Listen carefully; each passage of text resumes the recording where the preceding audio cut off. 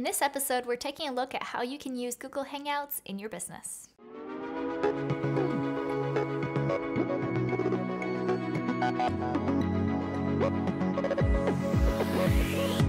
Hi, I'm Natalie Lucier, your business strategist and digital visionary, and this is Off the Charts, where we help you reimagine what's possible in your business. You may have heard about Google Plus and Google Hangouts because they've been out for a little while, but you might not have realized how awesome these are to use in your business. So let's take a look at 5 different ways that you can use Google Hangouts in your business to save money, make money, or just make it easier. Number 1, Google Hangouts for conferences and team meetings. So here at Lucier Headquarters, we meet every Monday on a Google Hangout to talk about our big plans for the week and see our lovely faces. It's pretty simple to get a Google Hangout going, and unlike a conference call, you can tell who's paying attention and who's typing. Plus, it's also a good way to get to know each other if you see a kid walk by in the background, or a cat or a dog. Number 2, Google Hangouts to replace webinars. You might have explored and tried a few of the webinar companies out there. I know I have. I love GoToWebinar, but I also appreciate that it's a monthly expense that you might not want to take on if you don't do webinars on a regular basis. So that's where Google Hangouts on Air come into play.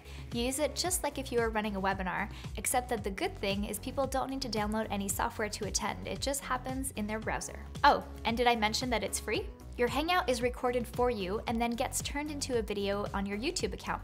You can then go in and edit if you want to remove the beginning or the end, and on top of that, you can decide if you want to keep it public or make it private. Best of all, you can actually embed your Google Hangout code onto any page of your website so that you can keep your brand front and center. You can also encourage your attendees and friends to share on their Google Plus page and have other people join your Hangout before it happens and when it's live. Number 3, use Google Hangouts to host virtual summits. If you've ever wanted to put on a telesummit where you interview other experts, then Google Hangouts is awesome because doing it live gives you extra brownie points. Here's why. One of the biggest burdens of doing a big summit is all the extra work involved with recording, uploading, and managing all the different interviews. But when you're doing it live on a Google Hangout, it automatically turns into a video, and so it can already be embedded on a page with no extra work required.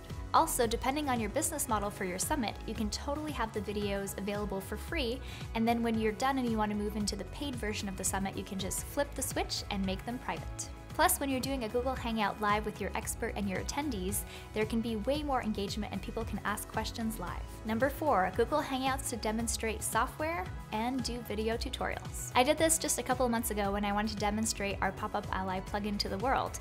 I just fired up Google Hangouts and got going and started recording my screen. You can use Google Hangouts to show your screen and show anything technical, or also demonstrate slides from any software on your computer. Most Google Hangouts are just talking heads, but you can totally switch things up and show your screen to make it more exciting. Number 5, using Google Hangouts to run a weekly web show live. So if you enjoy watching this weekly Off the Charts show, imagine having it live on Google Hangouts. The sky is the limit when you think of having a regular web show on Google Hangouts. You could just pick a regular time every week where you show up, answer questions, teach something, and have people find out more about your paid offerings. You can think of your web show as office hours where you answer questions, you can have other guests come on board, or you can just teach content as well. I'll give you more tips and ideas in the post below the video. Now, I'd love to know what's holding you back from trying your own Google Hangouts. Have you been on a Hangout before? Was there anything that you loved about it or hated about it? Leave a comment below because I'm curious and I want to know. If you enjoyed this episode of Off the Charts, please give it a thumbs up on YouTube. And if you enjoyed it, please share it on Google Plus since that's what we're playing with this week. And then hop over to the 30-Day List Building Challenge and sign up. It's totally free, and we're going to help you grow your list more in the next 30 days than you have in the last 3 months. Just go to 30daylistbuildingchallenge.com to sign up.